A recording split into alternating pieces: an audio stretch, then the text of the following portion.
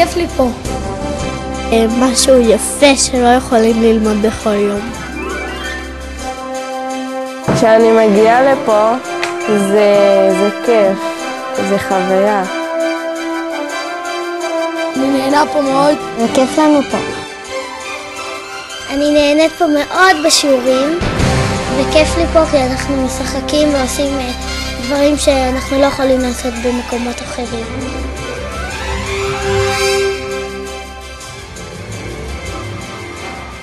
יש לנו עשייה מאוד רחבה וענפה בתחום של שיעורי העשרה בעשייה מעבר לתחומי הידע בבתי הספר. אנחנו מאוד משתדלים לתת את המענים האלה של הנשמה היתרה בחוגי העשרה שונים לילדינו. ובכל בתי הספר האלה שלנו העשייה היא בשותפות מלאה עם קרן קרב שעושה פה עבודה אדירה ומצוינת. אנחנו כאגף חינוך משתדלים להיות שותפים נאמנים ולתת את הסיוע והחשיבה המשותפת להצעיד את ילדינו למגמות ערכיות, למצוינות, לעשייה חינוכית ולאקלים טוב בגני הילדים ובמוסדות החינוך. אנחנו עובדים במרום גליל כ-15 שנה, ואנחנו חושבים שחשוב מאוד להיות גם במקומות שהם יותר מרוחקים והנגישות אליהם היא יותר בעייתית. בארבעת השנים האחרונות יש לנו שיתוף פעולה פורה מאוד עם מגבית בריטניה, כשהמטרה המרכזית שלו היא הארכת יום הלימודים, ובנוסף העשרה של יום הלימודים בתכנים שבאופן רגיל ילדים לא נחשפים אליהם.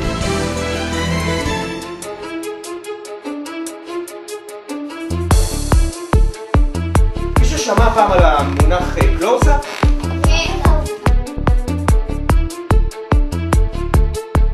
בבית ספר נוף גליל יש תוכנית של וידאו, עושים בעצם סרטים, הילדים מגלים לילדים את כל העולם הזה של הקולנוע, של הסרטים, של הפקה של סרטים.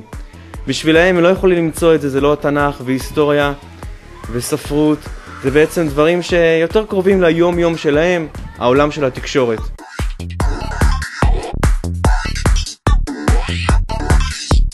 אני נורא אוהבת לעשות הצגות בחוג ואני נורא נהנית וכיף לי.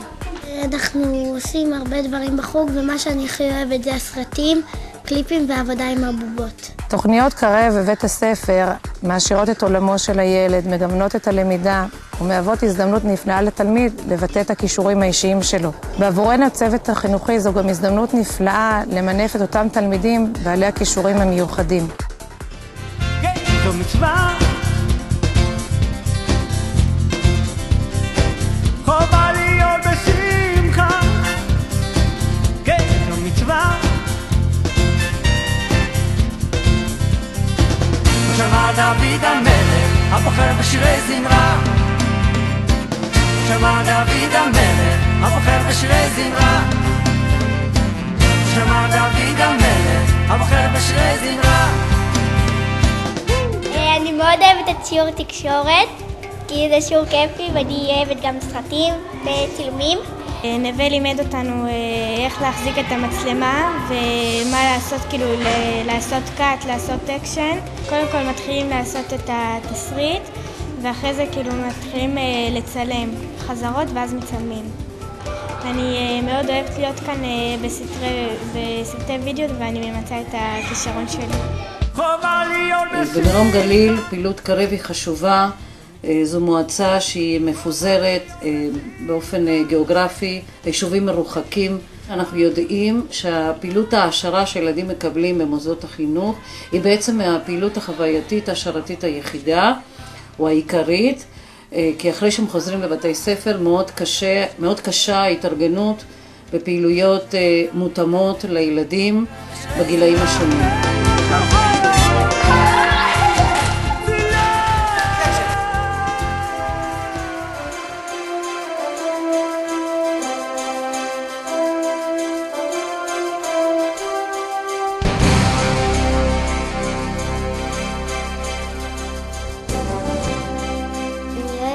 להיות באומנות וזה כיף ועכשיו אני מכינה משהו מיצורי הפרק. באמת ממש כיף פה, כי מי שלא לומד פה לא יכול לעשות את הדברים האלה. אין לי ספק שהילדים מחכים לשיעור הזה, הם אוהבים לבוא לכאן, הם נהנים מאוד, אני רואה את זה, השמחה שהם מגיעים לכאן, בהחלט יש פה חדוות יצירה.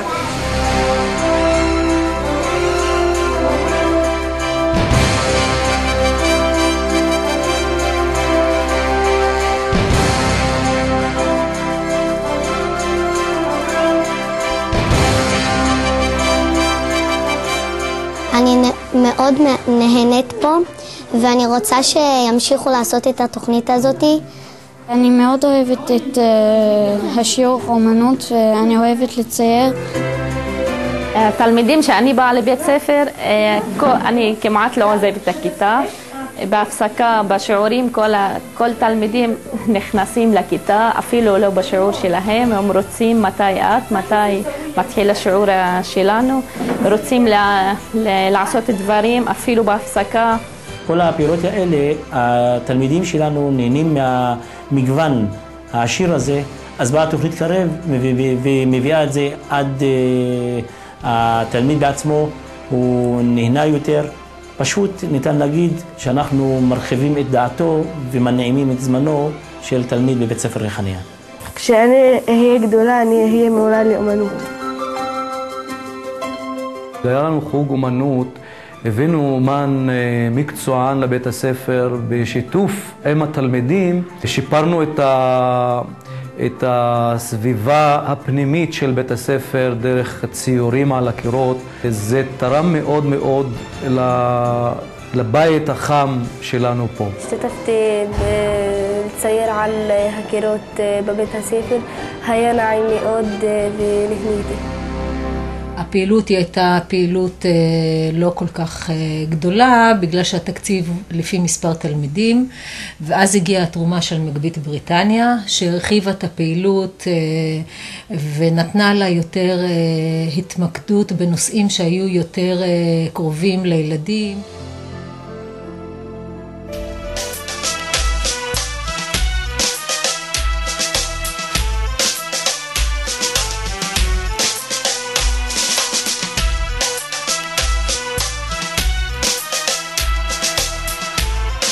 נרשמתי לחוג הזה בגלל שאני מאוד אוהבת לרקוד, ואני מאוד נהנית פה, ואני אוהבת ריקודים שהם קופצניים. אני נורא אוהבת את החוג הזה כי הוא פעיל, ויש בו הרבה פעילות, ולפני שבאתי לפה לא היה לי מרץ לכל הדברים האלה, ושבאתי לפה אני יותר פעילה.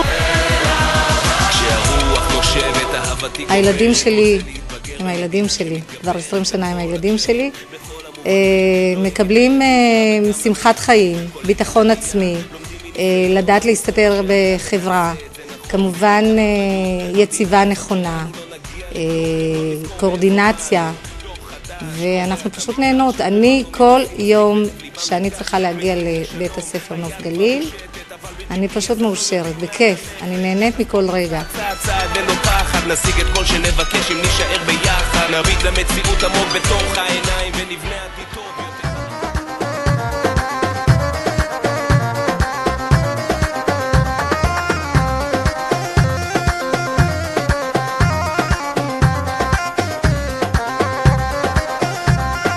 אני אוהבת את הבגדים, ואני אוהבת את הבנות שרוקדים, ואני אוהבת הדווקא.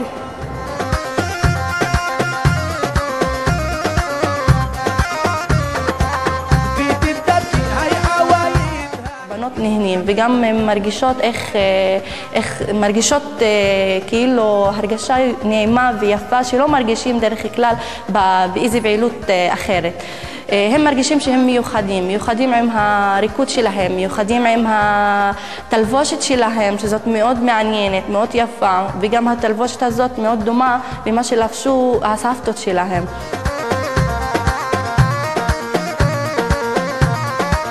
תוכניות קרב מאוד עזרו לנו, לבית הספר, לתלמידים. זה פתחו בפנינו אפשרויות אדירות. נהנית מהשיעור, והוא יפה.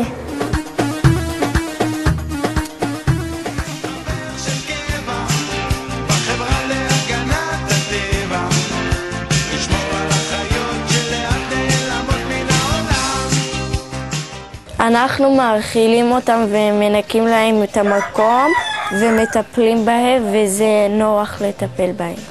אני שמח שיש כאן בעלי חיים, ואני אוהב לגעת בהם, ואני אוהב להאכיל אותם, ואני אוהב את השירים שלהם, עושה לי נפלא. אני נשנה פה כיף, כי האחיות, אני אוהב את האחיות, הכי אוהב תוכי.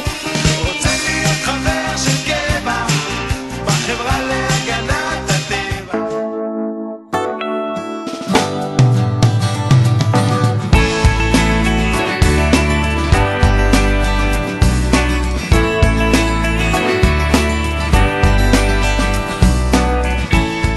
תוכנית מאוד חשובה, אני חושבת, לילדים פה ולילדים בכלל, כדי לקרב אותם לטבע, לחקלאות, לסביבה. אנחנו עובדים פה קשה בגינה מאוד בשביל, ואנחנו גם אוכלים, ואנחנו מגדלים גזר ואפונה ושמיר ועוד חסה גם. אתה שותל כל פעם תורמוסי, צמחים אחרים, ואתה רואה אחרי זה איך זה גודל עוד סנטימטר ועוד סנטימטר, זה כיף, זה...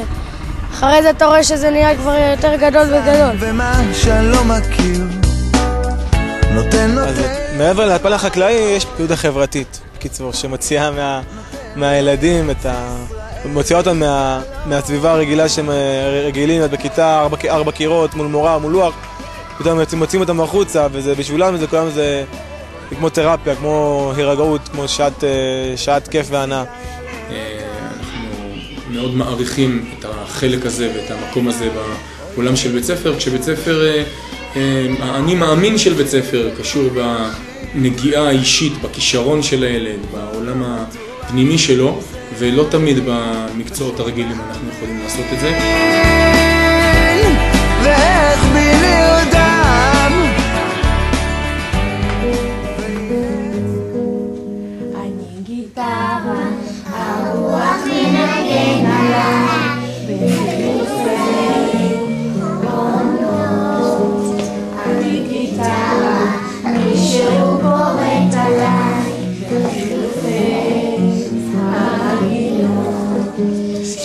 הילדים לומדים להקשיב, הם לומדים להאזין, הם לומדים להקשיב למוזיקה ברבדים יותר עמוקים, הם לא שומעים רק מוזיקה כמכלול, הם לומדים להקשיב לאלמנטים של המוזיקה, אם זה שינויים במוזיקה, דינמיקה, אם זה המוזיקה חלשה או מתגברת או נהיית יותר מהירה, או שיש הפסקות או שינויים במוזיקה, שזה בעצם מה שמרכיב את המוזיקה.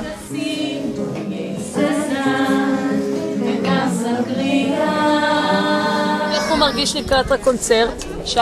מתרגש. אתה מתרגש? ואני מצפה שנגנו בגיטרות.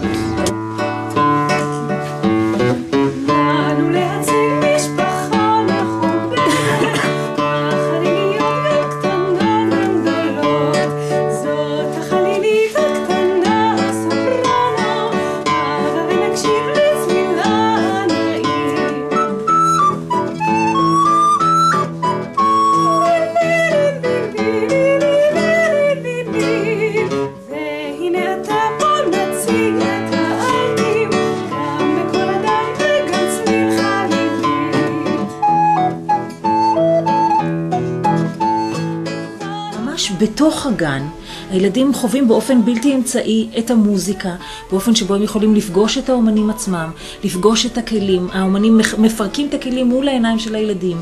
הם נוגעים בכלי, הם חווים אותו, הם שומעים אותו, הם מכירים את היצירות שהם למדו אותם בעצם, כך שהם מכירים אותם על בוריין, הם חוו אותם, הם רקדו אותם, הם שרו אותם, הם אוהבים, הם פשוט אוהבים את היצירות, כי הם חוו אותם באופן שמתאים לגיל שלהם.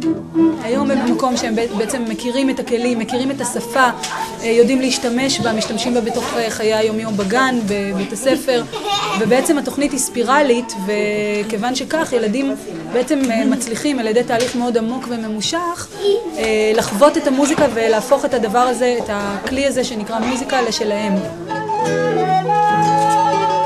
אני מאוד התרגשתי בקונצרט וגם היה לי כיף.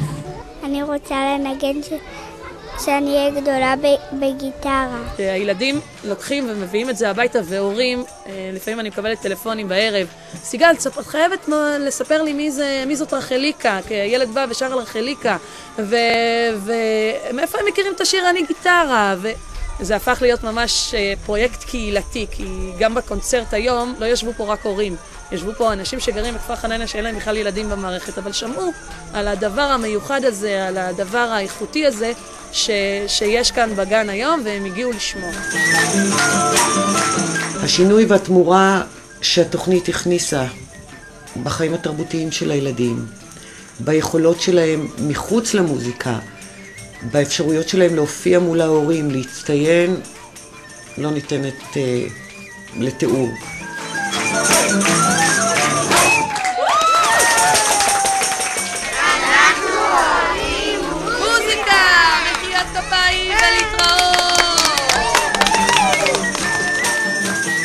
ולומר לכם חלום, וזה חלום של חזון גדול שאני רואה. כאן, על ההר, הייתי חולם ורוצה לראות קונסרבטוריון, והייתי רוצה לראות את ילדי מרום הגליל, הילדים שלנו, מפתחים את הכישרון הזה של מוזיקה, מנגנים ניגונים, שרים ועולים במעלות מעלה. אנחנו מאוד מאוד מחשיבים את שיתוף הפעולה שיש לנו עם אנשי הרשות ועם המגבית, ומקווים להמשך עבודה והמשך פעילות גם בשנים הבאות למען ילדי מרום הגליל.